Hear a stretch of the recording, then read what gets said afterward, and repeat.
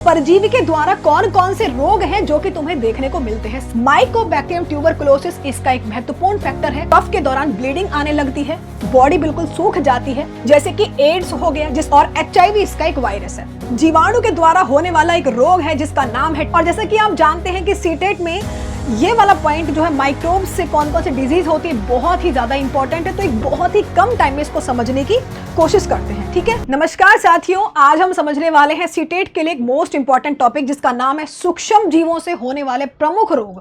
और जैसा कि आप जानते हैं कि सीटेट में ये वाला पॉइंट जो है माइक्रोब से कौन कौन सी डिजीज होती है बहुत ही ज्यादा इंपॉर्टेंट है, तो एक बहुत ही कम टाइम में इसको समझने की कोशिश करते हैं। ठीक है, जैसा कि आप जानते हैं कि परजीवी के द्वारा कौन कौन से रोग हैं जो कि तुम्हें देखने को मिलते हैं। सबसे पहले अगर मैं बात करूं साथियों तुम्हारी किस चीज की, मलेरिया का जो रोग है वो कहां से होता है और वो किस किस भाग को अफेक्ट करता है, कौन उसका कौन उसका परजीवी है और कौन उसका वाहक है, सबके बारे में बात करने वाले हैं, क्योंकि एग्जामिनर्स हमसे इस तरह के ही घुमा फिरा के क्वेश्चंस को पूछता है। मलेरिया का प्रभावित अंग क्या है भैया? जब तुम्हें मलेरिया होता है तो अफेक्ट करता है तुम्हारे लिवर को, अफेक्ट करता है तुम्हारी आरबीसी को। परजीवी क्या है? मादा मच्छर के काटने से रोग तुम्हें होता है, लेकिन एक्चुअल में वो तो एक वेक्टर है ना। होता किसकी वजह से है मैम? ये प्लाज्मोडियम की वजह से होता है, जो कि एक प्रोटोजोआ है। बिल्कुल सही बात है। वाहक क्या है? मैंने कहा था कि मादा मच्छर के काटने से रोग तुम्हें होता है, संक्रमित मादा, यानी कि वो खुद भी इन्फेक्ट रहती है उस बीमारी से। उसके बाद बात करते हैं पायरिया की। पायरिया जो कि मसूड़ों में होने वाला एक रोग है। यही क्वेश्चन हमसे बहुत बार पूछा गया है कि ये होता किसके कारण है। तो साथियों ये होता है तुम्हारा परजीवी है एंट अमीबा हिस्टोलिटिका, जिसकी वजह से रोग तुम्हें होता है। सोने की बीमारी तीसरा प्रमुख प्रकार है कि आपको सोने की बीमारी होती है, अफेक्ट करता है तुम्हारे ब्रेन को। परजीवी कौन है? Trypanosoma gambiense. ट्रिपेनोसोमा इसका एक महत्वपूर्ण फैक्टर है जिसकी वजह से डिजीज हमें होती है सीसी मक्खी के काटने से। भाई वाहक भी तो होते हैं ना, सीसी मक्खी के काटने से, सीसी फ्लाई के काटने से रोग तुम्हें होता है। ये वाहक हैं, सिर्फ वाहक वो हैं जो कि रोगों को फैलाने का काम कर रहे हैं।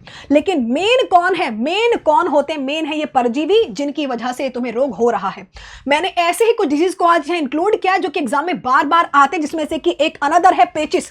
जब तुम्हें लूज मोशन हो जाते हैं तो वो अफेक्ट करता है तुम्हारी आंतों में, है ना, जहां पे एंट हिस्टोलिटिका की वजह से ऐसा होता है। फिर एक है काला ज्वर या फिर काला रोग, उसमें आपका अफेक्ट होती है बोन मैरो अफेक्ट होती है साथियों तुम्हारी, और लिशमानिया डोनोवनी उसका एक परजीवी है। अगर बात करेंगे कि इसका भी कोई वाहक होता है तो बिल्कुल बालू मक्खी के काटने से ये जो है ये रोग हमें होता है, ये वाहक है। और भी मैंने कुछ एग्जांपल्स यहां लिए हैं, जैसे कि जीवाणु के द्वारा होने वाला रोग। जीवाणु के द्वारा होने वाला एक रोग है जिसका नाम है टेटनस, और टेटनस क्या कर रहा है? तंत्रिका तंत्र को अफेक्ट करने का काम करता है। किसकी वजह से हो रहा है? क्लॉस्ट्रीडियम टिटेनी की वजह से ये होता है। यहां पे मैंने मेंशन भी किया जीवाणु का नाम। दूसरा प्रमुख रोग है साथियों हैजा, जो कि तुम्हारी आंतों को अफेक्ट कर रहा है। प्रमुख कारक कौन है? कारक है जीवाणु, जिसकी वजह से ऐसा होता है विब्रियो कॉलेरी। ठीक है, तीसरा प्रमुख प्रकार है टाइफाइड और आंत ज्वर, जो कि हमारे आंतों में होता है और इसकी कारण है साल्मोनेला टाइफाई। टाइफाइड जो रोग होता है ये बैक्टीरिया साल्मोनेला टाइफी के थ्रू तुम्हें हो रहा है। उसके बाद बात करते हैं साथियों क्षय रोग की, जिसको कहते हैं टीबी, ट्यूबरकुलोसिस। माइकोबैक्टीरियम ट्यूबरकुलोसिस इसका एक महत्वपूर्ण फैक्टर है। आपको कफ के दौरान ब्लीडिंग आने लगती है, बॉडी बिल्कुल सूख जाती है, अलग अलग प्रकार के सिम्टम्स अलग अलग बॉडी में दिखाई देते हैं, ये उनका प्रकार है। डिप्थीरिया की बात करते हैं साथियों, हमारी जो श्वास नली है, जो हमारी ट्रेकिया है, ये उसमें सूजन आ जाती है। साइनोबैक्टीरियम डिप्थीरिया उसका एक इंपॉर्टेंट फैक्टर है। नेक्स्ट बात करते हैं साथियों, यहां पे और अनदर कुछ चीजें हैं, जैसे कि आप यहां जानते हैं संक्रामक रोगों की कुछ और जानकारी मैंने ली हुई है आप लोगों के लिए, जैसे कि प्लेग होता है चूहे के काटने से। चूहा क्या है? यहां पे एक वो है, मतलब कि एक वाहक की तरह काम कर रहा है, वेक्टर की तरह काम कर रहा है। पास्चुरेला पेस्टिस उसका एक महत्वपूर्ण फैक्टर है। दूसरी बात काली खांसी, जो कि श्वसन तंत्र फेफड़े को कर रहा है इफेक्ट। उसके बाद साथियों कुछ और रोग हैं, जैसे कि मैं बात करती हूं आपसे किस चीज की? वायरस के द्वारा, यानी कि वायरस के द्वारा होने वाले रोग।